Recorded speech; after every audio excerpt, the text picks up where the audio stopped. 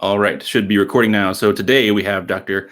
Dale Tuggy joining us. So why don't you start by telling us a little bit about yourself and your work? Hey, thanks for having me.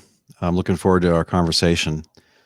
Well, I was born in Dallas, Texas. I was born into a very Christian family, went to an independent charismatic church. When I was about 12, we switched. We went to more of a mainstream evangelical church, which was very anti-charismatic. I ended up going to Biola University, which is an Okay. evangelical college on the West Coast. Loved it there. Became a philosophy major almost right away and had some very good teachers there that started to teach me how to think. From there, I ended up going to Vineyard churches, which is different from both of the previous things. hmm And then I got a master's in philosophy at the Claremont Graduate University. And then I went to Brown University for my PhD starting in 1995. And I had a great time there. Absolutely loved every second of it. Didn't have any Christian professors, but I had professors that were interested in theism, and maybe were theists or something kind of close, or at least interested in it. So people like Ernie Sosa, he was an agnostic, but was friendly and helpful. And so I finished my PhD in 2000. Was very blessed to go right off to a tenure track job at the State University of New York at Fredonia. And I was a professor for about 18 years. And then I quit that for multiple reasons, which probably aren't terribly interesting. During 2018, basically, I quit that.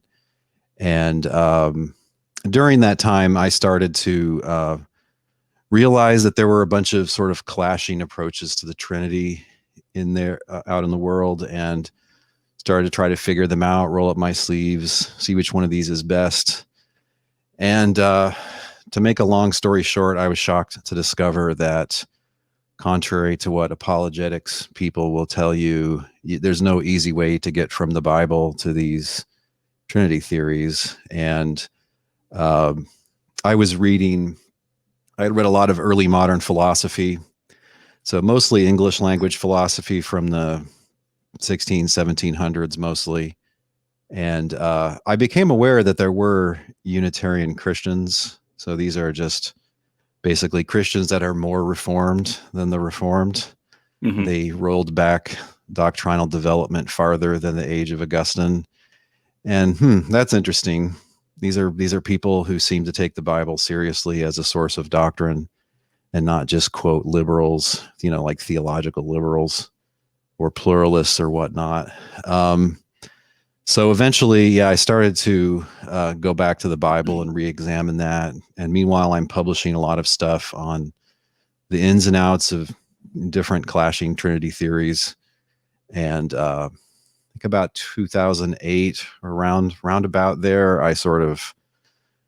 I knew it was very uncool to admit to being a Unitarian Christian. I wasn't really eager to accept that label, but I accepted my fate, and I started to meet some other people who had similar views. And since then, I've been kind of a pariah, although I continue to publish and referee for journals. And there are a lot of philosophers who like my work, a lot of Christian philosophers and other, all atheists and agnostics as well. But I have a different academic day job now that thankfully lets me still have enough time to do the Trinities podcast, which I've been doing since 2013, and blogging, which I've been doing at trinities.org since about 2006, I think. So yeah. Yeah, I'll link. Also interested in lots of other philosophy of religion topics. I used to teach world religions, Asian philosophy, give lectures about, what's the proper definition of atheism and things like this. And I think actually the thing I've published that is most important is an article called On Counting Gods, which deals with analyzing the concepts of monotheism, polytheism, and atheism, which is a lot harder than it first appears and has been a subject for a lot of scholarly confusion. People saying that all ancient monotheists were polytheists and things like this. So I think that's actually my most important piece of research. but most people know me because of what I've written about the Trinity. Yeah, I'll go ahead and I'll make sure to put links. Well, a link to like Amazon to your book that we're going to talk about, and also to like your website and all that stuff in below. I've read some of your other stuff. Like I've read the book, but I've listened to some of your podcasts and read.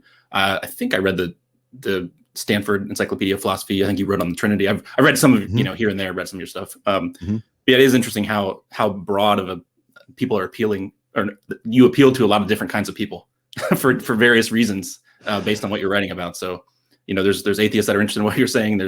Which we'll talk about that a little bit, and there's also, like you said, Christians that are interested. There's Muslims, unique. There's Christian philosophy students. I think this topic is so, it's so bruisingly impenetrable to people that anybody who stands up and say, I have something to say on this topic, people will pay attention. Even if you're full of beans, like James White, he has nothing to add to the scholarly literature on the Trinity in any way. But just he wrote an apologetics book that's, for an apologetics book, a pretty good book, called The Forgotten Trinity. And he did a few debates, and all of a sudden he's the Trinity answer man. But like he just doesn't engage with scholarship at all. But just the fact that he's standing up and saying, "Hey, I'll help you think about this," people flock to him and to other apologists. But Muslims too, they're confused by the conversations they've had. This is a big sticking point to them, and they can't even figure out what on earth this is supposed to be. Right. And, my answer is basically there's a shared tradition of language. There's a vague idea in common that God is just the whole Trinity. But there actually are clashing theories out there in the wild under the name of the doctrine of the Trinity. And you have to separate those different theories. They have different kind of good and bad points theoretically. And they have different good and bad points as far as how well they actually fit with the Bible and with other Christian traditions that they want to fit with. So there's not really a simple answer. If you say, what is the doctrine of the Trinity? I'm going to say, well, here's the language, but now let me tell you 5 different ways that it can be interpreted. And really, there's more than 5. Yeah. That's interesting. Yeah, I was going to joke earlier about how, like, you're saying there's more than one doctrine of the Trinity? What are you talking about? Well, think about Christians and the subject of divine providence and human freedom. Mm-hmm. Like, it would be foolish to go around talking about the Christian doctrine of divine providence. Right. You have Molinism, open theism, the more Calvinist, Augustinian kind of views, the Thomistic views. Like, there just isn't one view about that. But in mainstream small c Catholic ideology, like, the doctrine of the Trinity is kind of, the great thing that sets us apart from the other world religions. So it just has to be a doctrine. Never mind the differences. Right. Don't look too much at those. Yeah. A couple of side comments too before we move on though. It was funny. Actually, that's interesting. You went to Vineyard, kind of going back a little bit, but I actually went to a Vineyard. I kind of was raised in pop evangelicalism, so we kind of moved around. I was at a Vineyard church for a couple of years when I was growing up, and I went more to the confessional Calvinism side near the end. I deconverted from Christianity, but near the end I was in that camp. But it'll be interesting tying some of that background into some of this other stuff probably in the future. And to James White, I think he just appeals because he's got a domineering personality. I think people are drawn to that sort of. It's kind of a Rush Limbaugh sort of thing, except Rush was a lot funnier than him. He's not funny, but people enjoy, they want to see their boy give people the beat down. So that's kind of how a lot of these apologetics guys operate. And he's among the more civilized of the characters out there now. When I was going to Biola and just, being around philosophers for the first time, I started to realize just about all the kind of argumentative shenanigans that just sort of stink up the apologetics world. All the ad hominem stuff, all the poor arguments, all the just hobby horse ideas. I started to realize there's a lot of junk arguments in apologetics. And, I'm a Christian. I think apologetics is an important thing, but it's also a way that people kind of gain status for themselves in the community, particularly on this topic. And it's very tempting to just kind of keep slinging out the canned answers as if somehow this helps everything. And if people would just accept these canned answers, they wouldn't have any more difficulties about this topic. It's hard for them to let go of that status boost. I think people like James White. You just have the wrong presuppositions. Right. I mean, most theologians and Bible scholars don't want to talk about this subject. It's hard. And most pastors and priests don't really want to talk about it. And so there's all this pent up worry about it, again, that serves anybody who comes along and says, hey, I have something to say about this topic. And, in the case of James White, it's kind of what you want to hear as a mainstream Christian. Whereas me, it's kind of the opposite of what a lot of people want to hear. Yeah. So before we actually move on to your book, was there any, other than the fact that you're a Unitarian now, is there any other significant, you kind of hinted to, like maybe your view of how apologetics, well, popular apologetics at least, functions probably changed, but was there any other significant evolution in your views, either theologically or philosophically, beyond sort of that kind of stuff? Yeah, when I was a grad student, reading the New Testament and studying it in Greek, like I gave up inerrancy completely on my own. I was just like, well, that's not right. Because look at this passage and this passage, somebody didn't get it quite right. So we can give silly arguments about the original text that we no longer have, or we can talk to the text as best we can reconstruct it, which is really what matters. So I don't believe in inerrancy. And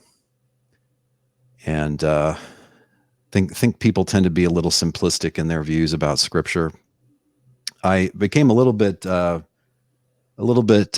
disenchanted with the kind of mainstream evangelical church culture, and kind of how anti-intellectual it was, and how it's kind of celebrity oriented and pastor oriented.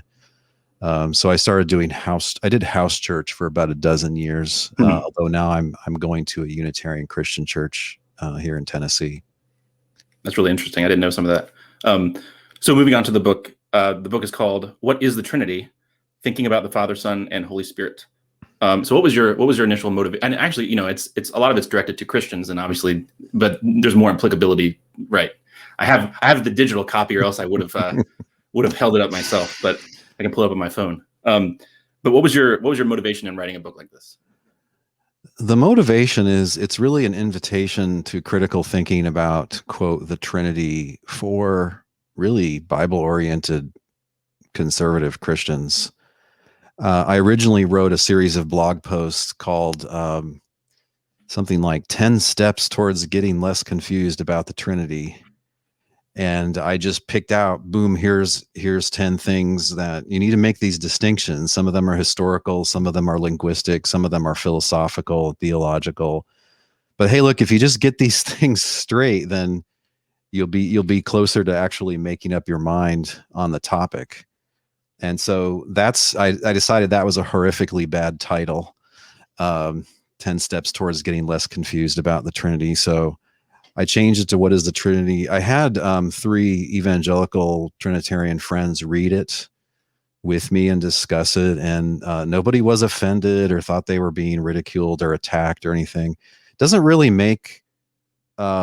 set out a case for my own views about what the Bible teaches. Again, it's just busting down a bunch of confusions, which when you have them, keep you from understanding some important things about this issue, particularly historical and just conceptual.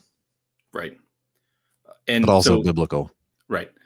So how, so connecting, there's an obvious application for Christians. But again, I'd like to have Christians on my channel as well. But so like, why would thinking about this clearly be something that is important for atheists to do as well? Like how our conversation now, for my audience who maybe subscribe to this channel is like, you're talking to too many Christians, man.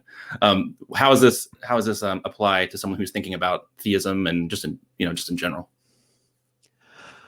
I'm not sure I've really met any atheist for whom the Trinity was a main stumbling block. I'm not sure I've ever talked to anybody like that. And my experience is that atheists and agnostics pretty much just blow off this entire realm of theorizing as kind of just confusing and not serious. And some of it is confusing and not serious, to be fair. But I mean, I think it's a lot more important to decide what you think about theism, because if you believe in God, God would have arguably pretty good motives to reveal himself to humankind. And then it's a question of do you think the Jesus answer is right to that, that he's the unique Son of God, that he's in a sense the greatest revelation of God's will and God's person. I think that's probably more important. Now, if somebody finds the Trinity to be confusing and thinks maybe the whole thing is just self-contradictory, some versions of it are self-contradictory. I actually talk about this in a new version of my encyclopedia article that came out in 2020. Some of them just define it so each person is numerically identical to God, but those persons are not numerically identical to one another. And it's very easy to show how this implies a contradiction just given standard logical inferences. But a lot of the theories are arguably not self-contradictory. Really, the rub comes in with how do you square these with the Bible? And I don't think you do in the end. There's all these arguments to try to. There's a lot of silly talk about, well, the roots of it are in the Bible, the building blocks are in the Bible. Okay, but the question is, does the Bible teach it, or is it the best explanation of what the Bible does and doesn't say? And I think the answer to all those is no.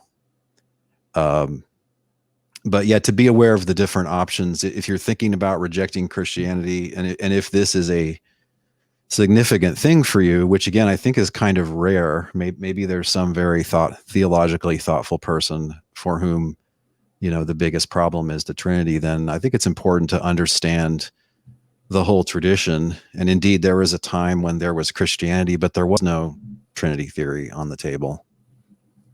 Yeah, I probably should have set that question up in reference to people that are skeptical of Christianity, like simplistic or whatever. I know like some atheists, are interested in, maybe they became from a Christian background and now they're an atheist or something like that. And, if they were ever to return, it might be a stumbling block. So it really I agree with you that people's stumbling block to theism itself as such is not normally the Trinity, but then there's, like Muslims and people that maybe left Christian, left some kind of Christian theology in their past. And if they were to start to reconsider it, they'd be like, yeah, but now it's a stumbling block for me returning or something like that, like this specific thing. So that's maybe more likely. The good news for a person like that is Christianity minus a triune God theory is just better off than it was before. That's what you have in the New Testament. The New Testament will make more sense to you once you're not trying to cram it into the mold of a theory about a tripersonal God. All of a sudden, it just you see why they're writing what they're writing. Same with the deity of Christ. The thesis of all four New Testament Gospels is that Jesus is God's Christ, his Messiah. That's it. There's nothing about two natures, God, man, equally divine with God. That's later. Those are later ideas that are imposed on the text, and the text actually makes sense without them. But shouldn't Christians be afraid to think too deeply about this? They could lose their eternal soul. So, really,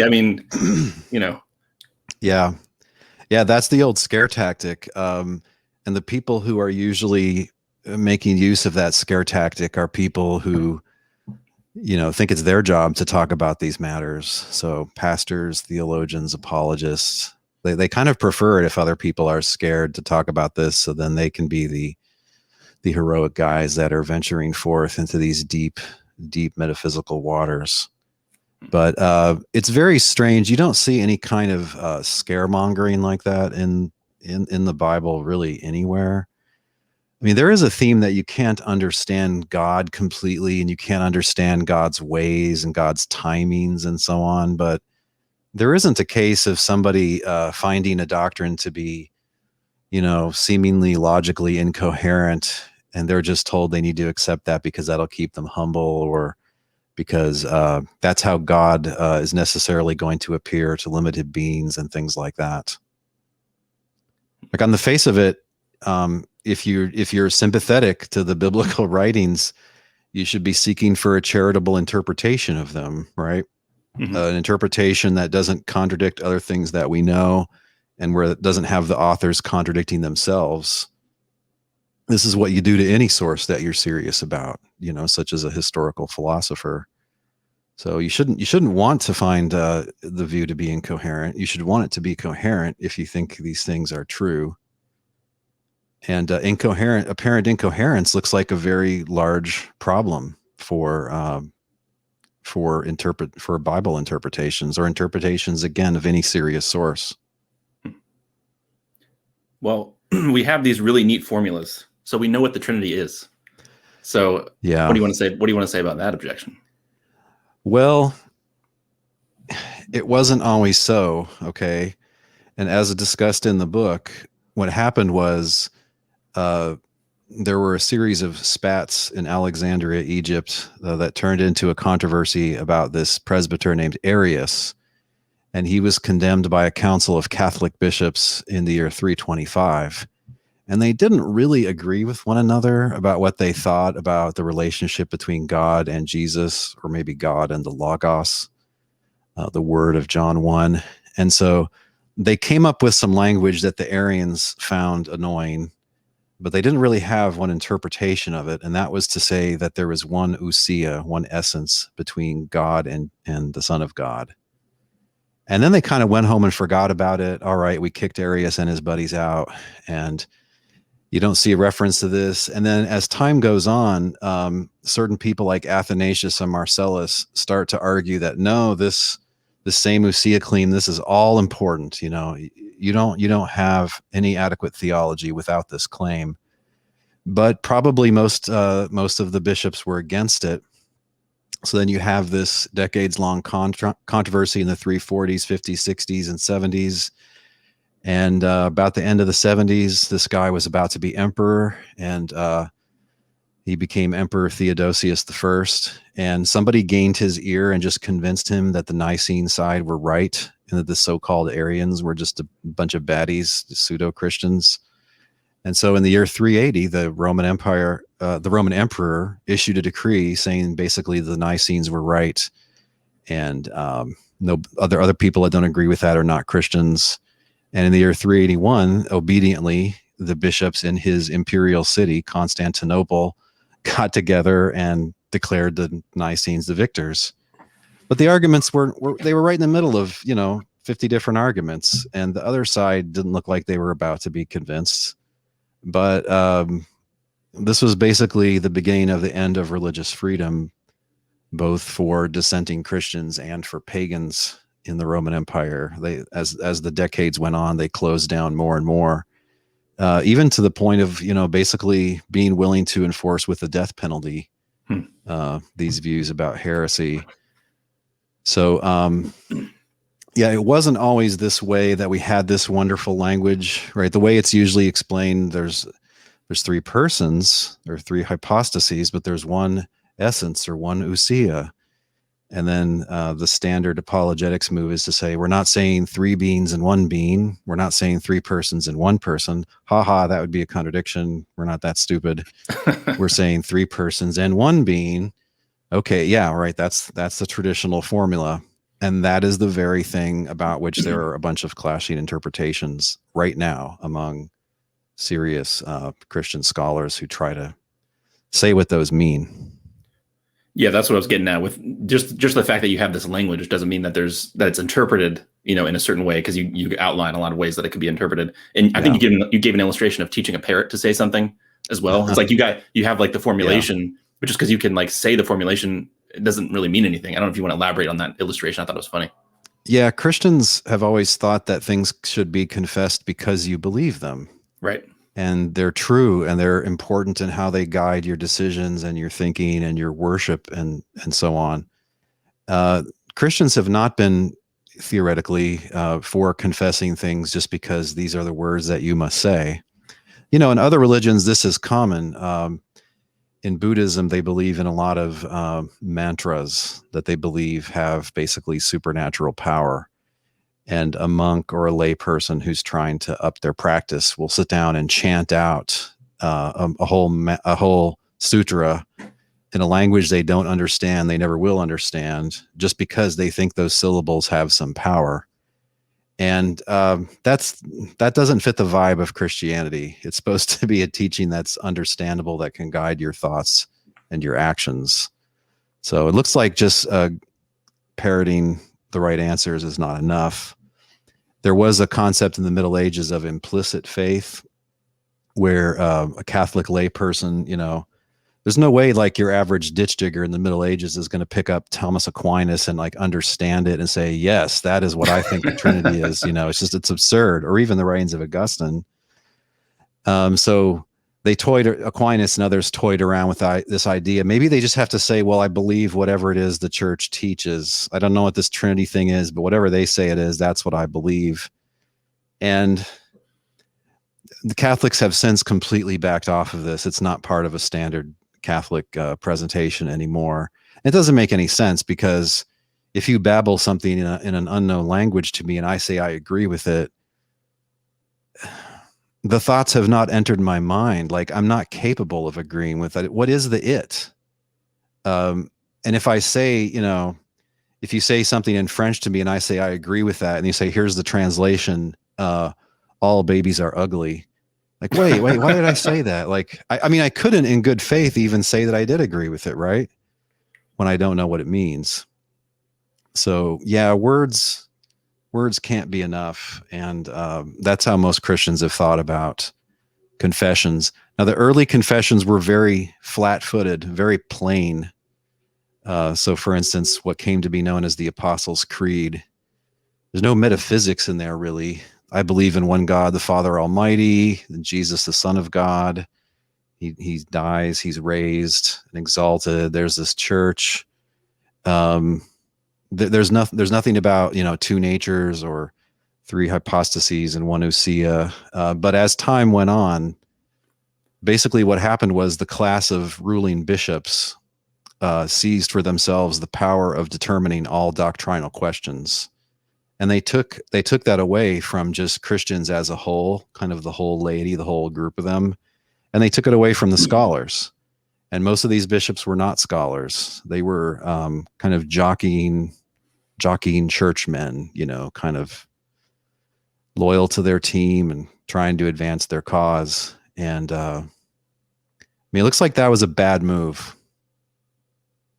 to take it out of the hands of scholars and just other informed people, and say that this small class of people, whatever they decided a meeting in 325 is what Christians will always believe. Of course, at the time, that's not what it meant at all. They just thought they were enacting kind of a disciplinary proceeding.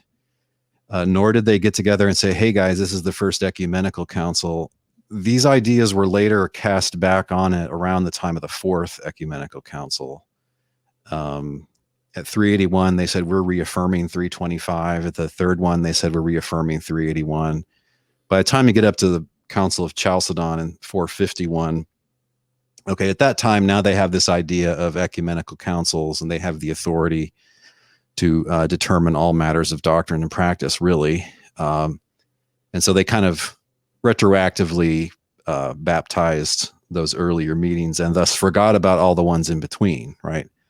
Because there were all these big meetings of bishops in the 340s, 50s, 60s, which are now just passed over. Oh, those were heretical or not sufficiently orthodox, but they were part of that same Nicene controversy.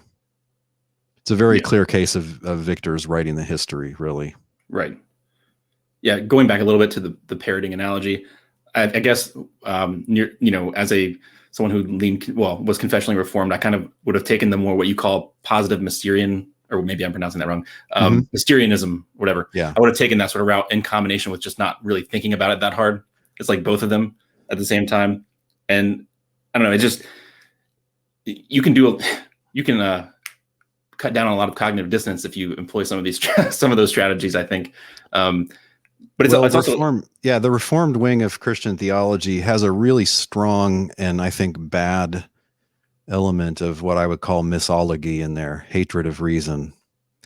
And they have to take human reason down a notch because of their doctrines about divine providence and double predestination and so on, which as John Wesley said to George Whitefield, it makes God worse than the devil. He's just deciding to torture these people forever, but he's all knowing and all powerful and is doing it for his own mysterious reasons. That's really bad news. So Yeah, you have to poop all over, quote, you have to call it human reason as if there's some other kind of reason, you know. Autonomous. Yeah, you're trying to reason autonomously from. Yeah, people are trying to make themselves God, basically, and they're so proud, and they're like a bunch of little peacocks that just need to be put in their place. So if, you know, Luther called reason the devil's whore, and I think this is way out of balance for a Bible-oriented Christian, right? There's a whole book of the Bible called Proverbs that's all about wisdom.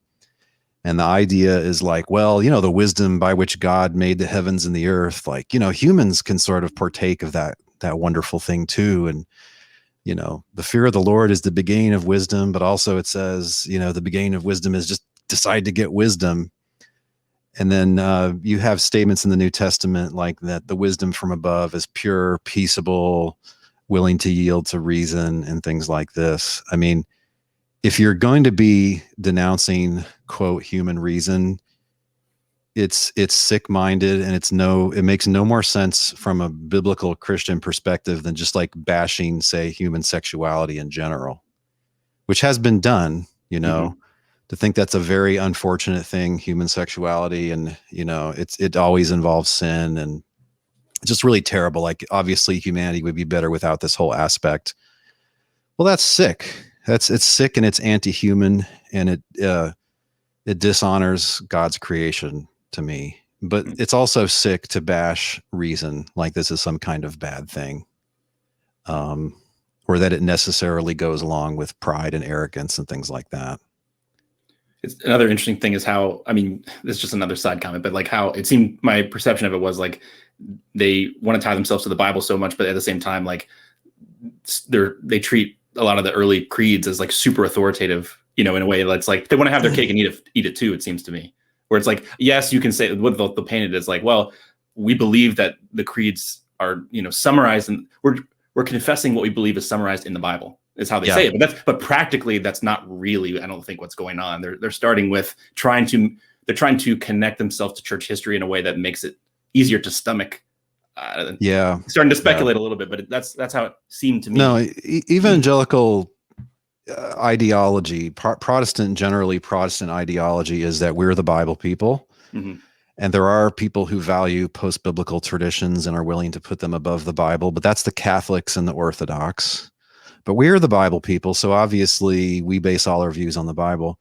Unfortunately, saying that it's so doesn't make it so.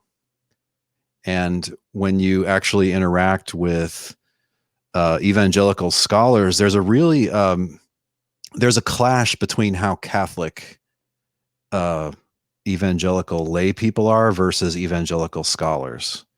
So lay people generally don't care about the Athanasian Creed, and they really don't care about the Nicene Creed, unless they're Reformed. That's a bit different. Right. I'm talking about the more Bible-oriented, mainstream, Baptist, non-denominational, charismatic, etc.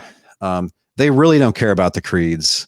But when they go to seminary, they kind of get indoctrinated into little Nicene zealots who think, you know, the church was going along just great until this rationalist Arius came along with his terrible philosophy and started to mess everything up. And thank God the church stood up and said, no, we're not going to take it anymore. You know, take your rationalism, get out of here. And we're just going to stick with the pure doctrine of the apostle. You know, it's the kind of perspective that Athanasius had of it. And Athanasius was a bad man. He was disreputable in his own time. He had thugs, and he had people beaten up, and he probably was paying out bribes. And he's just, if you read him, you just realize the dude has an anger management problem. And you don't want to take his side of it, right? This whole label Arians, that was his attempt to tar the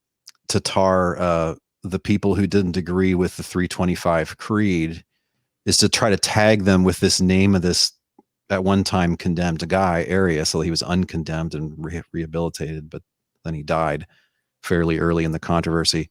It's just trying to take them down. It's not unlike Rush Limbaugh, you know, refuting feminists by calling them feminazis. You know, you just tag them with this onerous label, and then you don't have to think about anything anymore. Oh, these Aryans, Aryomaniacs, they're all insane. They're pigs, dogs, fleas, rats, cuttlefish, he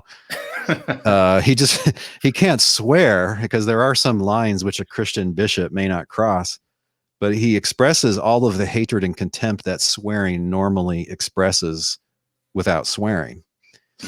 So historians led with RPC Hansen leading the way, the late scholar of patristics. In the last 50 years, historians have really made great advances into understanding what actually happened during the Nicene controversy rather than just taking Athanasius's word for everything. And it's very interesting. In a sense, there were no Arians. There were just Catholics who didn't get on board with this newfangled language. Some of them were against it. Some of them criticized it as unbiblical. Many of them criticized it as unclear and just sort of creating more problems than it solves. And so there are a number of really excellent recent books, particularly by Roman Catholic scholars, explaining what went on with people like Marcellus or Eusebius, the church historian. We now have new translations of some of his works. And you can really find a much better non-polemical picture of what went on in some of this recent literature. It's very interesting. And it's a little frightening about how much just kind of a polemical narrative can kind of eat up all the real history. But how can someone deny the Trinity? We see the Father, the Son, and the Holy Spirit in the Bible. We see them though. So how can someone deny the Trinity? Yeah. Well, there's a whole chapter in the book which is devoted to making a very important point, without which you're kind of doomed to confusion on this topic. And it's a point about the term Trinity, and it applies to the English term Trinity, or to the Latin Trinitas, or to the Greek word trios, same thing. We don't find these words in Christian tradition until around 180 or so in Theophilus of Antioch, writing in Greek, and then in Tertullian a little bit later, writing in Latin. And if you look carefully at what they're doing, though, you realize that Trinity for all of these early sources is a plural referring term. And so it's like if I talk about the gang, if I call my three friends the gang, and I say the gang was in my backyard last weekend, the gang went to the restaurant with me, grammatically, it sounds like I'm talking about a single thing, but it's actually not a single thing. It's one word that refers to a plurality of things. You might say it refers to a group or a complex object, but that might depend on your ontology of composition, whether there's a mere plurality or whether they somehow compose a thing.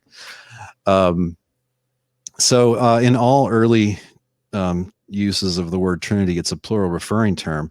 The members of the Trinity are God, the one true God, and then there's the Son, or the Logos, and there's a bunch of complexities there, but I'll pass them by. There's God, the Son of God, and the Spirit of God. And in many of the sources, such as in all the works of Origen, they are the three greatest beings. There's the greatest being, that's God, and the second greatest being is the Son. The third greatest being is the Spirit. That's what you see in Justin Martyr as well, very clearly. So it's not a tripersonal God. Now, the tripersonal God talk, it's difficult to trace when it comes in, but it's all over Augustine and after. And you start to see it, I think, in the two famous Gregories, one of which presided over, well, he was the first guy presiding over the 381 Council. So Gregory of Nazianzus and Gregory of Nyssa, I claim sometimes they talk about the Trinity as God, like the one God. Okay, that's a new use. Now Trinity is a singular referring term. It refers not to three things, but to one thing, that is God understood to be tripersonal. So in the first sense of the Trinity, look, Unitarians, they all believe in God, the Son of God, and the Spirit of God, whatever their exact status, right? Whether the Spirit is a third person, like Unitarians believe in this. But then you say, here we got Unitarians believing in the Trinity, which is confusing. So I would say, if you're going to talk about Tertullian, Origen, Justin, people like that, Novatian, you really shouldn't translate the word Trinity. You should just translate like triad or something like that, just to let people know that this isn't the later idea of a tripersonal God. It's just this transcendent trio, basically. And there was an influence there, I think, from first and second century Platonism, what's now called Middle Platonism. Many of these views, famously a guy called Numenius in the 2nd century, they had 3 transcendent principles, let's say. The furthest back one is the one, or the good of Plato. Mm-hmm. But then there's this nous or mind, and maybe that's closely related to the realm of universals. And then there's maybe a world soul or spirit or something. So I think the Platonists had triads, and some of these very Platonic friendly philosophers like Clement of Alexandria and Justin Martyr, right, who wore a philosopher's toga and set up shop as a philosopher in the Greco-Roman sense. I think they wanted to get on the game. Like, hey, we have a triad too. We got a Trinity that's better than yours. And yeah. So that's how it developed. I wrote a paper about when this transition occurred, the transition between thinking that the one true God is the Father alone, which is what you see in the Bible and all the early creeds. Even in the Nicene Creed of 325 and 381, it's still right there. It's traditional language. We believe in one God, the Father Almighty, maker of the heavens and the earth. Right, that's a Unitarian statement. But at the 381 Council at that time, and I argue this in the book, it's not as clear as it could be, but I think at that time they understood the shared ousia to make them into one God, or to put them within one God. And so I think there is an implicit idea of a triune God in the statement of the 381 Council, but I claim it's just not there at all in the 325 Council. Mm-hmm. But it's confusing because they spun the 381 Council as simply a reaffirmation of the 325 Council, even though things had moved on quite a bit and there were some important changes in the formulations. They wanted to spin it as, hey, those fathers back then were correct. We're just going to reaffirm it. But now the one who see it was understood differently. But surely believing that Jesus had a divine nature entails the Trinity, though. No, there's another chapter here, which the whole point of it is just distinguishing the deity of Christ from the Trinity. And this is a frustrating topic for me because on a popular level, Bible-oriented evangelicals really don't care about the Trinity.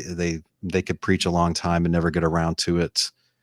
It pops up in song lyrics occasionally and in hymns and things like this, but they're kind of functionally non-Trinitarian, which actually I think is a good thing. Mm-hmm. But the deity of Christ, on the other hand, like surely that's essential. And so they think, well, if you think the Father's God, that's good, but that's what the Jews think. And if you say the Son's God too, I mean, that's practically you're 2/3 of the way to the Trinity. Like, what's the real difference? Well, the real difference is you could believe in some sense in the deity of Christ and not be a Trinitarian, right? That's what oneness Pentecostals do. That's exactly what they do. They don't believe in any triune God, but they think Jesus is God. Early Unitarian subordinationists like Origen and Tertullian and Justin, they have the one true God being the Father, period.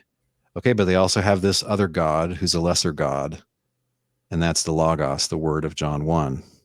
So they have, in a sense, the deity of Christ, but they don't have the Trinity. So the topics are different. The deity of Christ comes in the 2nd century when people start to convince themselves that for some reason or other, the mere man Christology is just obviously wrong, right? So the New Testament, on the face of it, the New Testament teaching is Jesus is this guy who was sent by God and God empowered him to do signs and wonders, and it's really God working through him. So you just have a man, full stop, but this man has been empowered by the Spirit of God to do miraculous things, not unlike, the Old Testament prophets like Moses and Elijah and Elisha and so on. But somehow, and I think this probably has to do with Gnostic influence, by the end of the 100s, a lot of people, especially the Logos theologians, are convinced that No, look, you can just detect natures by characteristic effects. And so look, when you see miracles and divine teaching, there's obviously a divine nature there. And so this can't possibly be a mere man. Why, it's absurd. Now, at the same time, there were mainstream Christians who are nowadays called by historians dynamic monarchians. And those guys, basically what they would say to that is, you're right, there is a divine nature there in the sense of a divine thing. It's God, just like Jesus says in the book of John somewhere, it's the Father in me doing his works. Or like Luke 4, the Spirit of the Lord is on me. So there were mainstream Christians in the late 100s and early 200s, and even on into the 300s, who held views pretty much like mine, where Christ is a miraculously conceived man who's empowered by God. He didn't create the world. God didn't create the world through him, but he came into existence, within 9 months of his birth. So that's a view that you see, and is arguably the earliest view, and it seems to be presupposed clearly by the synoptics and less clearly by people like Paul and John. Right. One of the other things to move on to as well is so generally expressed, the idea of the Trinity is like God has one essence in three persons. Yeah. And then you devote 2 chapters to kind of giving explanations of different conceptions of persons and like what problems might arise with how you define it, as well as whatever the concepts of a substance or an essence is, and like what problems. So do you want to talk a little bit about that, like how we define the terms there, and like what potential problems would arise? Yeah. The mainstream, even of analytic theologians, is for the time being sticking with a confused and confusing story that you got these different starting points. Okay, if you start with the oneness and you try to explain the threeness, then that's the Latin Trinitarianism. And if you start with the threeness and you try to explain the oneness, that's the social Trinitarianism. And the Latin Trinitarianism is the Western, the Roman Catholic type thinking, and the social Trinitarian is the Eastern Orthodox kind of thinking.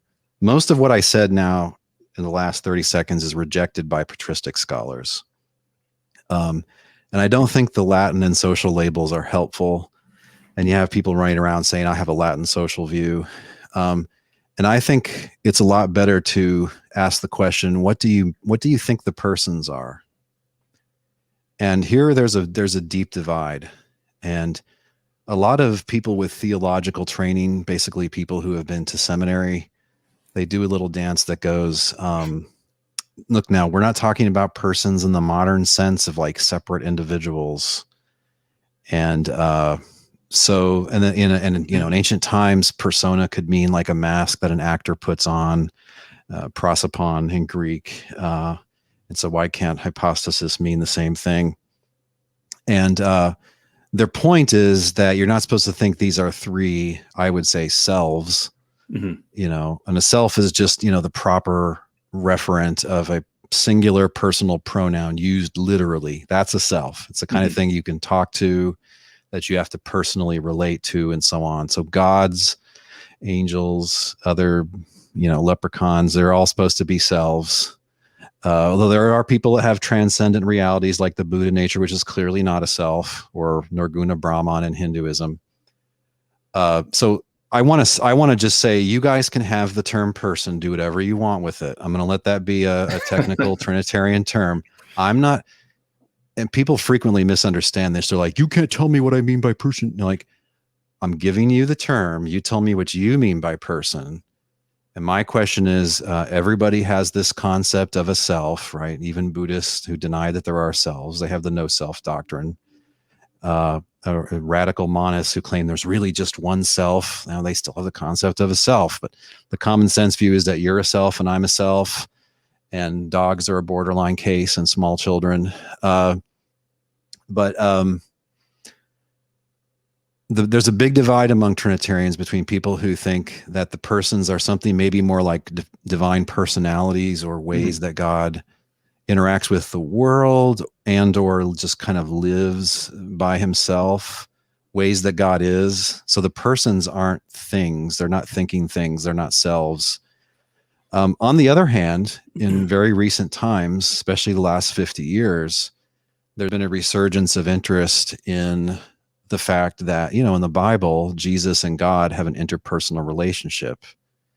This is my beloved son in whom I'm well pleased. Father, thank you for revealing these things. And right, they talk to each other, they cooperate with each other. They're said to be in each other in John, which basically means just kind of working through one another.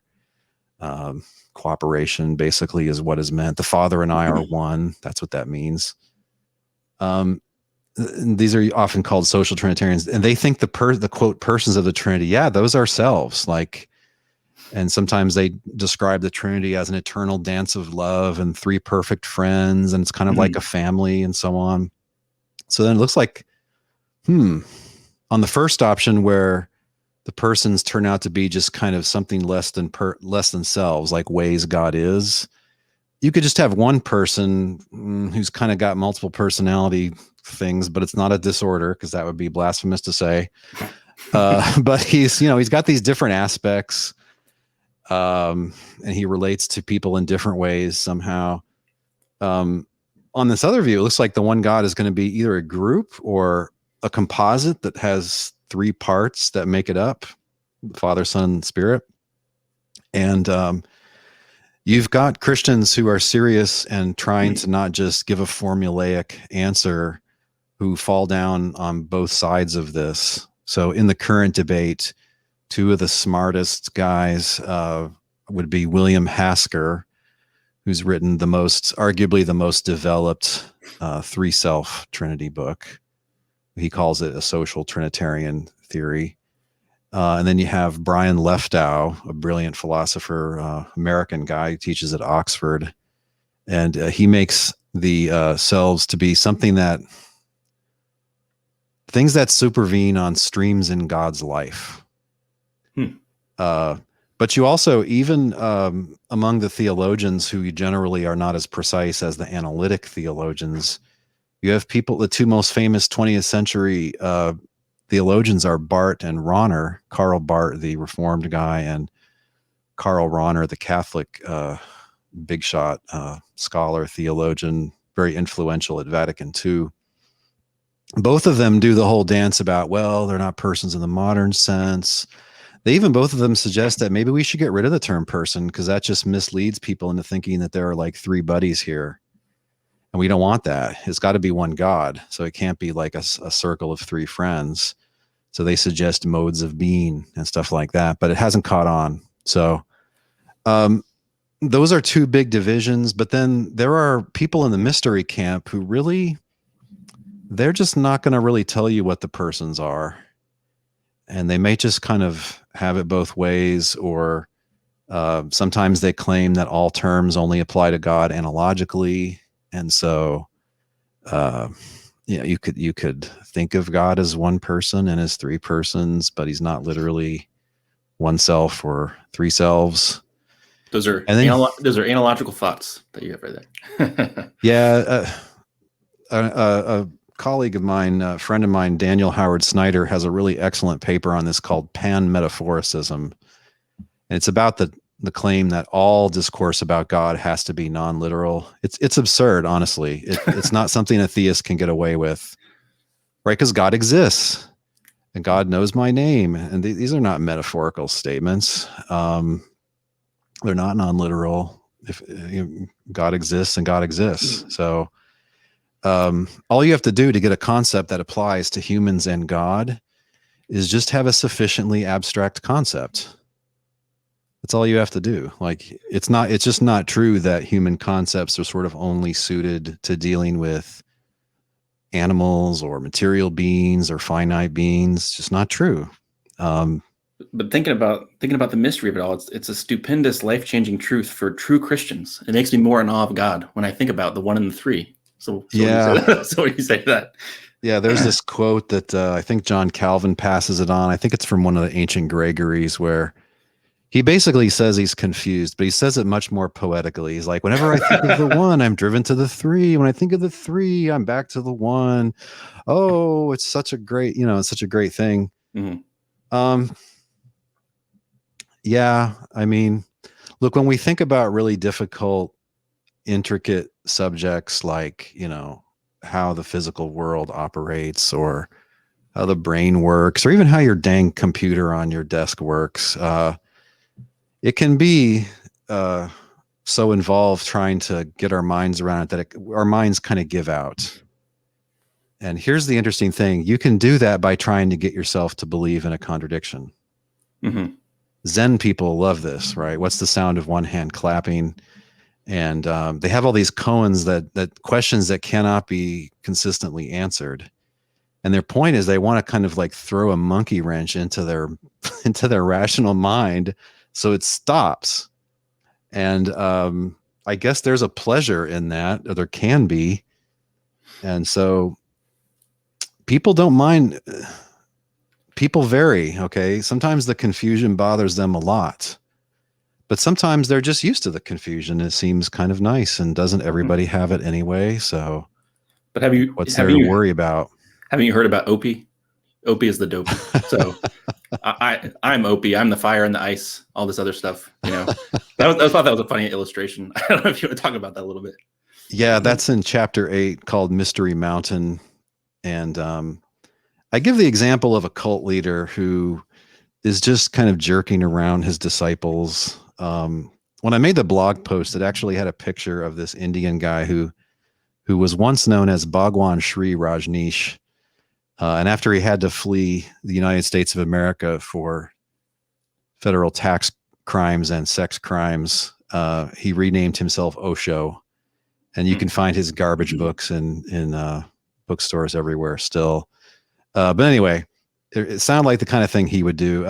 Isn't there a documentary on Netflix about? That sounds familiar? Yeah, Wild Country. Wild Country. I recommend it. It's hilarious. It's not for the faint of heart, but it's disturbing. It's true, and truth is stranger than fiction, as I like to say. Yeah. So, look, if you're wanting people to ignore what seem to be contradictions, it looks like you're not taking them seriously, or that you're not caring about separating the true from the false, because this is a very important way that we separate the true from the false. If it leads to a contradiction, then we think one of our premises has to be rejected. And as I said before, it's similar in interpretation. If you want to understand, the gospel according to Matthew as coherent, at least as regards Jesus and God, like you shouldn't have Jesus be God and not be God. Well, the real example is John, right? So some people go to the fourth gospel and they're like, wow, in the same breath, he says that Jesus just is God, but also Jesus is different than God. You're like, well, that's kind of a non-starter. Like, is he that confused? Like, about his very main thesis, like he just simply having it both ways? And I think there's a way to read it that's not that. I mean, when you look carefully, the number of times that Jesus is called God drops precipitously down to 1 or 0. And when you look at the book overall, the one true God is the Father, just like it says in chapter 17 or in chapter 20. So charity seems to be what's called for. I understand mystery defenses. In fact, I grant them a lot. And I had some interesting arguments with a very smart philosopher / theologian / apologist named James Anderson at Reformed Theological Seminary. It's a good guy. Mm-hmm. And he wrote a very learned book in which he claimed that Trinity and incarnation are just apparent contradictions, and we should just accept that they're merely apparent and just learn to live with it and realize this is our lot as limited beings, that whenever we think about an unlimited being like God, it's just going to be too much for us. We're going to run into all these what look like contradictions, and we won't be able to get around them. So I guess we're just going to have to kind of like it. And that's by far the best defense of positive Mysterianism I found. But the problem is that it always seems more plausible when you discuss it abstractly, like I just did. And when you actually start saying what the contradictions are supposed to be, like Jesus is God and Jesus isn't God, like in the sense of numerically identical to God, then it just starts to seem ridiculous. Like, it starts to seem impossible that both of these things could be true.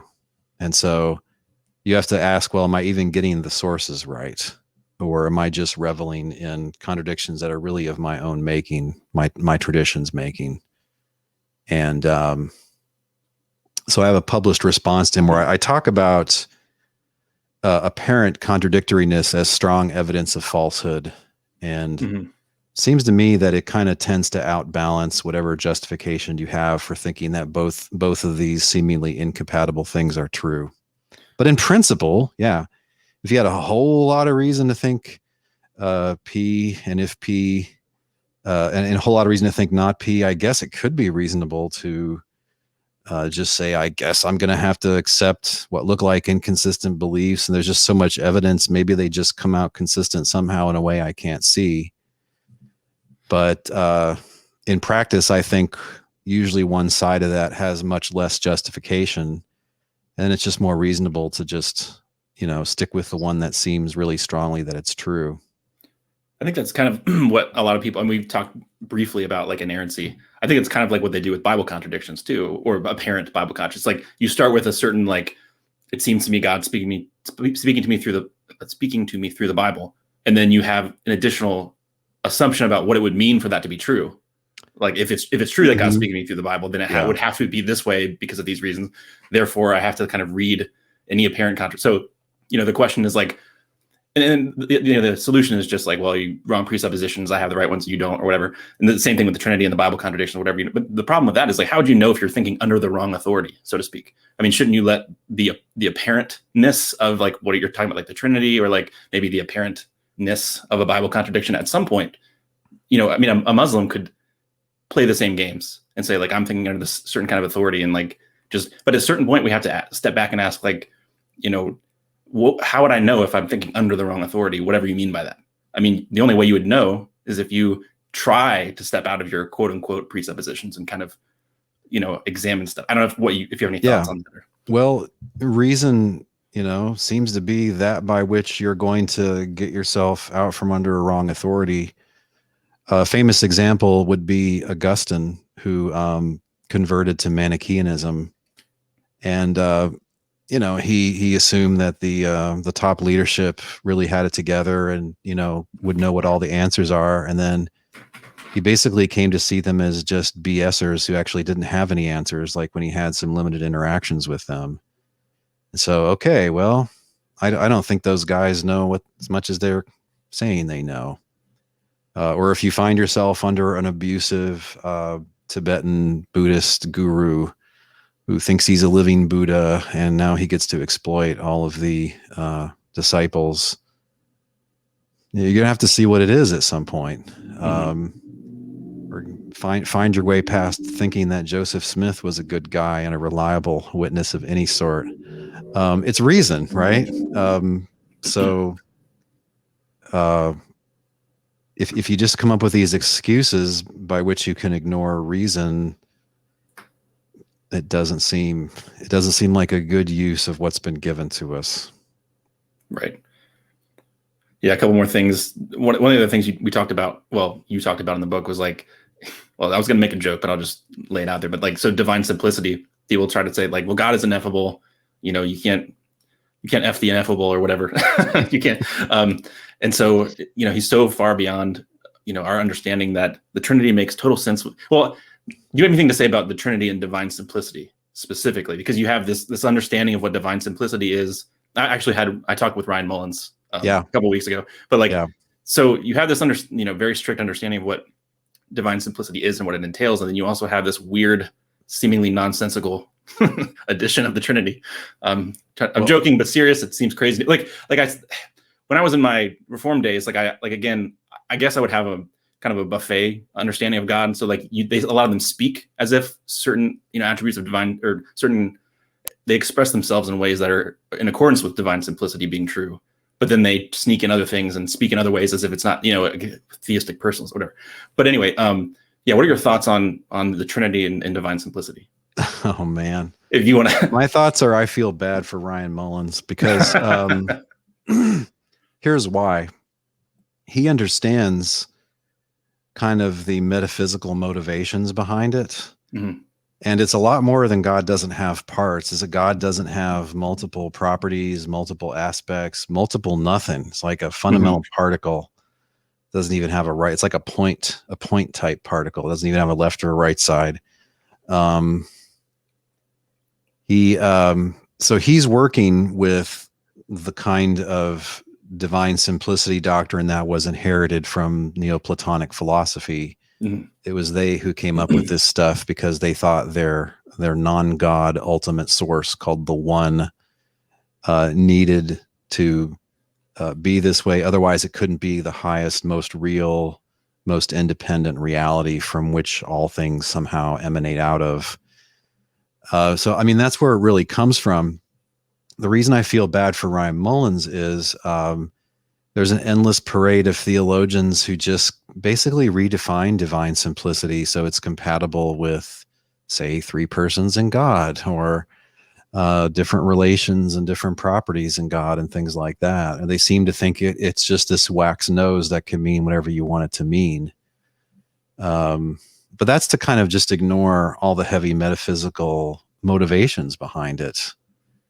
The way it's typically put is strong, very strong versus weak doctrines of simplicity, and the weaker ones allow in various kinds of complexity in God.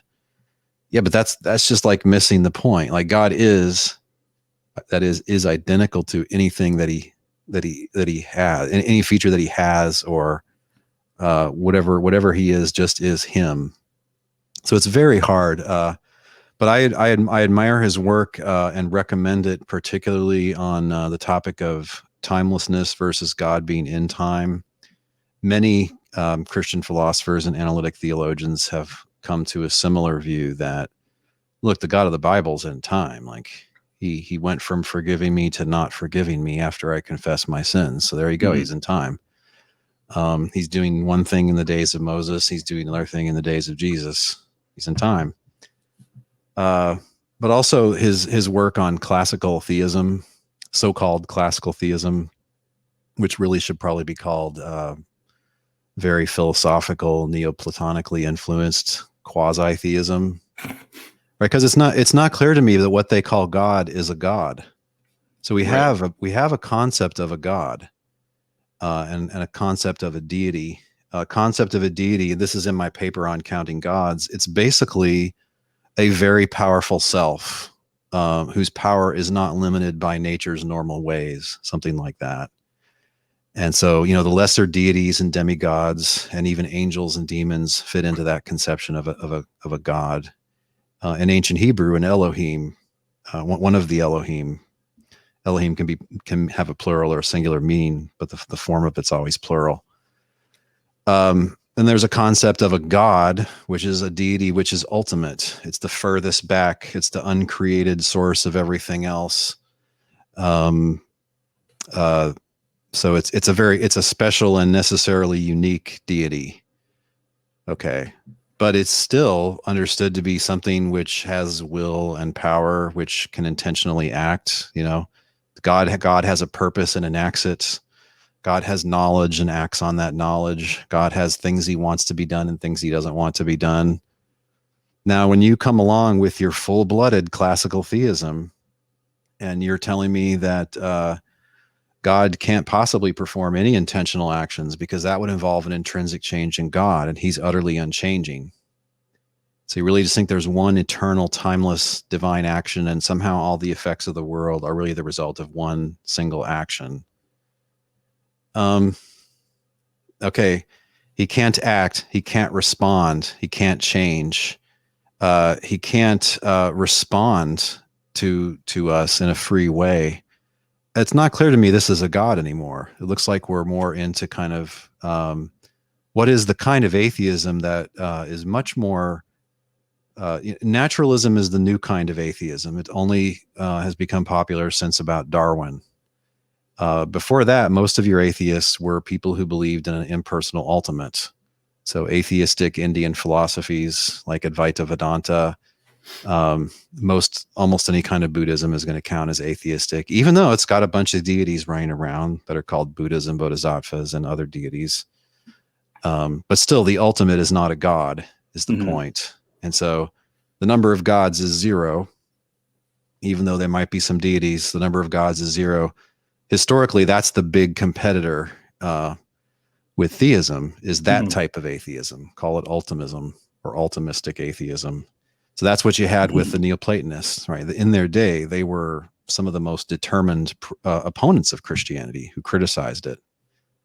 And they recognized it as a rival pretty early, because you can't have a God and an ultimate which isn't a God. Those things just don't go together. Yeah, no, that definitely captures a lot of my. Once I started clearly thinking about what classical theism, as you're describing it, entailed, I was kind of like, this is, I guess the phrase "something or other" probably popped in my mind. I'm like, what is it? It doesn't really seem like any kind of traditional God. Yeah. A quote God, to which the concept of a God or a deity don't apply. To me, that's a kind of Christian atheism. But look, we already knew there was Christian atheism, right?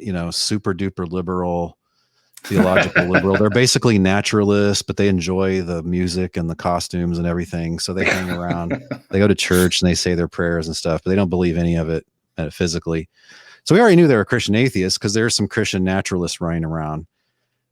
Yeah, but these super hardcore, really consistent. Now, I think most people who dabble in this, if they're Catholic and whatnot, I think they're probably not totally consistent. They probably think God loves them, right? And they probably pray to God and think he's listening and that he'll respond, right, and that he'll forgive them and things like that, or that he becomes Christ and then undergoes all these changes.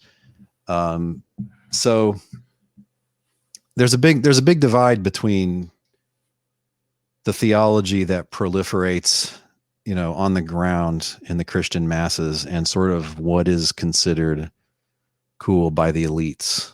And that changes quite a lot, what the elites think is acceptable. One more thing I want to say as well is, like, sometimes, so how you understand this depends on, like, how you view authoritative tradition. And you mentioned that near the end, so like if you're a Catholic, that's going to be different than a Protestant. Yeah. But I want to say too, in your defense, some people might, because atheists and stuff, or people that are against Christianity, whether they're Muslims or whatever, like your work, will be like, well, Dr. Tuggy he's trying to poke at the logical stuff, but you have Bible reasons too. It's not just on your view. It's not just that you think it doesn't make sense. There's That's two right. I mean, there is no it. So some of it can be contradictory, but a lot of it's not. The Constitution theory, I don't think, is contradictory. Some of the 3 self theories. There's even a 4 self theory out there. A friend of mine, Chad McIntosh, each of the persons of the Trinity is a self, but so is the whole thing. But that's okay because they're 2 different kinds of selves. And he thinks corporations and business entities are literally persons or selves, which I think is kind of nutty, but that's what he thinks. So why can't God be one of these collective type persons, the Trinity being a person? Yeah, it's a big misconception, actually, that's propagated by pop apologetics, that the main reason why people have a problem with the Trinity is that they think it's a contradiction, that it implies contradictions. And there is that concern there. And it's a reasonable concern for what some people mean by the Trinity.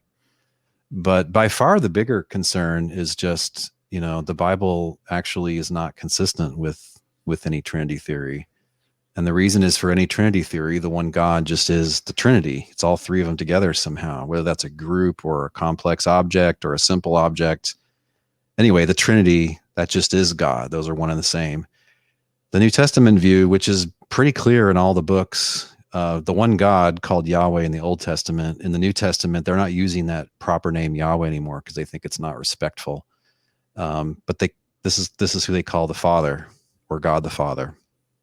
So the one true God, whenever the only God or the one true God or the God, whenever that comes up in the New Testament, it's always the Father. And that's because there is no idea of a triune God there. And so that's the real problem, right? That's why ever since the Reformation, as soon as the Reformation happened, you even had Luther and Calvin kind of hesitate about the Trinity. They're like, it doesn't seem like Bible language. We're not quite sure. This seems a little Romish. But then eventually they like came down as like hardcore Augustinians, which is really what they always were. But there were other Christians that were like, hey guys, there's no Trinity in the Bible any more than there's a papacy or devotion to the saints and purgatory and things like this. So ever since the 1500s, there's just a steady trickle of Protestants who take Protestant ideology seriously and say, okay, we're supposed to stick with the apostolic doctrine and base things on those writings that come from the circles of the apostles. Okay, well, there's no Trinity there, so we don't need that. There's no two natures doctrine there either, so we don't need that. And so this is happening over and over all through the modern era. But as I mentioned before, you also see it in the first two and 3 centuries of Christianity as well. Just to give an example, I did a podcast. I don't know, this would be years ago, maybe in the late 100s in my order of episodes, called Photinus of Sirmium. And this was a bishop of a major city, Sirmium, a Catholic bishop in the middle of the 300s. And he was criticized for thinking that Christ is a mere man, which means he did not exist before his conception and he didn't have a divine nature, but was just a human being. And they actually held a council in his city. They brought their best boy forward to debate him and refute him. He got up and debated the guy and later went around claiming he had won the debate. And they had professional stenographers there taking it all down in shorthand. And now the source is lost. But the majority voted to condemn him. But here you have a bishop of a major city. I think this was the 360s, if my memory is right, who's holding what now are called biblical Unitarian views. So there were always pockets of it. Another thing people always forget now is that when the Logos theories, as started by Justin Martyr, came on the scene, they were controversial. And they were rejected by the majority of Christians for the first several decades of their existence. And we know this because Tertullian and Origen tell us that the common folk are objecting to this talk about a second God. That's the divine Logos, the word of John 1. And, we don't believe in two gods. We believe in one God. We don't believe in two creators. We believe in one creator. This is what the hoi polloi say, the unwashed, not properly educated, ragtag Christians. But they're probably the majority at this time. And the second God stuff, another God talk, was seen as kind of off base. And what happened was, as the tradition goes along, they conveniently kind of forget about this talk about another God and a second God and so on. And they proceed like that. But, the quote Arian side in the 300s debate, they thought that the one true God is the Father, just like Origen. And then they thought that there's this, in some sense, divine Logos, which either has always existed or was emanated out of God when it was time to create, or maybe it was timelessly or eternally emanated. So you have the one true God, but then you have this lesser God. It's just that they usually wouldn't put it quite that way. Origen said, in one sense, we teach one God. In another sense, we teach two gods. What's the problem, guys? This is in his dialogue with Heraclides, which is another episode of the Trinities podcast. But later you couldn't get away with that. You just can't talk about two gods at all. It's naughty. But that's these kind of language rules. Look, if these are two different things and each one has everything it takes to be a god, namely the divine essence, why wouldn't you call this one a god and this one a god? So then you got two gods. And the way they solved that, the Gregories, was to say, well, actually it's all just one God together. All three of them are the same. Either they are the same God or they're in the same God. So now you have a triune God. But their older associate, Basil of Caesarea, he's a Nicene. So you have to confess there's a shared ousia between the Father and Son. Oh, and also the Spirit too. Same ousia there. And he's very clear. The divine essence is a universal. It's a universal property, property that can be fully instantiated in multiple realities. And he's clear that the hypostases, hypostasis most often just meant like a thing, an object, an individual reality. So he's like, okay, guys, there are these three persons, and it's three things, each of which has this universal divine nature. And his Catholic opponents, who weren't so enamored of the 325 Creed, they're like, dude, you got three gods. You're a tritheist.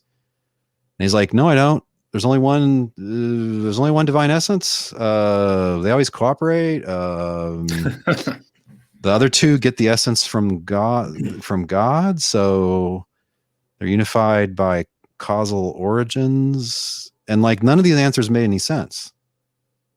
And so that's why his younger associates were still worried about it, and why they eventually took the full step into the triune God speculations. But only the triune God can make sense of like logic, and he can only a triune God could be perfect though. A single personal God can't be perfect. So that's how Christianity debunks all the other theistic worldviews, because they have a triune God. Yeah, it's interesting that you bring that up, because first of all, I have a big paper about this coming out in the Journal of Analytic Theology, which is a free online journal. And it's called, what is it called? The Failure of Fashionable Anti-Unitarian Arguments, something like that. And it's based on critiquing the work of Richard Swinburne and William Lane Craig, mostly, and some other honestly good philosophers.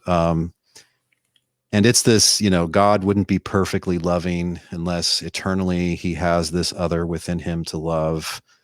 And this, nobody thought of this until the High Middle Ages. It was first thought of by, the guy's slipping my mind right now. Richard of St. Victor came up with it. Now you'll see some Reformed preachers and so on claiming that it's in Augustine. It's not in Augustine. I discussed the passage they're talking about in this paper. It's not there at all.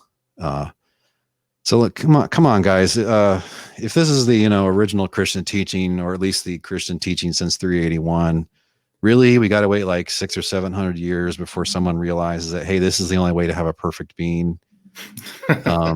So I think all of these arguments are very unpersuasive. And they should be unpersuasive even to a Trinitarian. Most of the Trinitarians say, hey, look, you can only get this from Scripture. You can't get this from human reason. Right. That's the only basis you're going to find for it if you're not happy with church councils being the whole basis. But, yeah, I've seen like precept stuff try to employ that as well, where it's like there's something about it's not the same. I don't think they would employ it the same way that Swinburne or like Craig would do it, but basically there's been like weird arguments that like it how they try to, this is the only account that can ground reality, and my account is the only way, and so they try to basically do the same thing with the Trinity and say there's something about the Trinity that would have to be true in order to like make sense of the world, like a sort of tag argument. Yeah, like all discourse would be senseless unless this is true. Those are much more difficult. I have a stack of books across the room on my other shelves where I have got some of these books, but it's very unpleasant reading. It's poor quality of speculation compared to reading somebody like Swinburne or Craig. Like, at least you can figure out what their argument is most of the time. Whether it's sound or not is another question. But yeah, I hope to write more about, and see that's a very recent phenomenon though. I mean, that goes back to a book from the late 70s by a Reform guy his name is slipping my mind right now. But you really don't have that in ancient, medieval, or early modern times, as far as I know.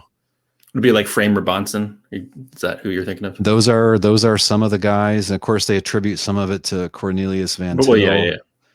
But it's kind of undeveloped in him, I think. So, yeah, no, it's worth, I think, analyzing and evaluating, but I kind of haven't got around to it yet. It just seems, I mean, like, for a time, I would have considered myself a moderate precept. And so it was kind of like, it's one of those things where it's just like, and this isn't true of everyone, but I think presuppositionalism is kind of a defense mechanism. So it's like kind of like the last stop for some people to like, they feel like they can't defend their faith in any other ways. Like they, at least in my case, I think subconsciously that's what was going on. And so basically anything that anyone says, that was like, well, only this can account for this. And it's like, well, yeah, you're right. You know, that only this can account for this, whatever. So I feel like it's just one of those things where, like, if you really were to critically examine the claims that they're making, like, why is it that only a triune God could account for X, Y, and Z, and a Unitarian God couldn't? I think if you actually examine that, it would be silly, or not, something verging on silly. But it's just probably, yeah. People, I mean, what these other it. more intelligible kind of arguments are arguing is that, a perfect single person God or unipersonal God is a contradiction in terms. And that'd be neat if you could show that, but you just can't. Like, the arguments don't seem to be sound. There is an era of desperation around presuppositional material. I haven't delved into it that much. A lot of it seems like bad philosophy to me, and I don't see the better Reformed philosophers like Plantagon, Walter Storff, or even James Anderson spending a lot of time with presuppositionalism. Although I think Anderson is interested in Van Til and that he is. He's got a whole wing. I don't claim to understand it, though. I really shouldn't say anything about it, other than it hasn't caught my fancy. Yeah, it's because you got the wrong presuppositions. So I think that's probably a good stopping point. We've been going. I've observed it seems to infuriate atheists, and so I don't see that it's an effective form of argument. If I want to persuade you of something, I need to find something that you agree with me about, and then use that as a lever to try to bring you on board. So I might try to get you on board with believing in God, and then maybe try to move on to believing in Jesus as the Son of God. But just to say, hey, your views make no sense unless you actually presuppose God's existence, all the atheists are like, nope.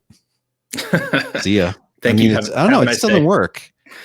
I wonder if it's more for the crowd. I wonder if it's more for the choir than to actually convince somebody. I think it's because they want to. Well, it's like you're preaching to them. You're not trying to convince them. The Holy Spirit has to regenerate their heart. So it's kind of like, and also I think it seems to draw a certain type of person towards that method. And so, like, if you actually look at, not James Anderson, I think he's a cordial person, but like on the ground, the kinds of people that are attracted to it are to engaging in a lot are very obnoxious. It's kind of a know them by their fruits kind of thing. It's like, what is it really that this apologetic method is the one you think is correct, or is it just because you get to like beat up people with this way of? It seems to me that that's normally what's going on. Normally, not always. But there's an element of grandstanding in it. I don't really understand it. I haven't known any good philosophers except maybe James Anderson who are like very into it. Yeah. So pop apologists I have a hard time with. It's very much an ego game for a lot of those guys. Yeah. Well, I think we'll end it there. I think we can learn from this conversation that the triune God is very disappointed in Dr. Tuggy for being a heretic. But I'll link to the description of the book and his podcast and all that stuff. We can talk a little bit after I end the stream, but I really appreciate you being generous with your time and coming on. Hey, thanks for having me. It's a good conversation.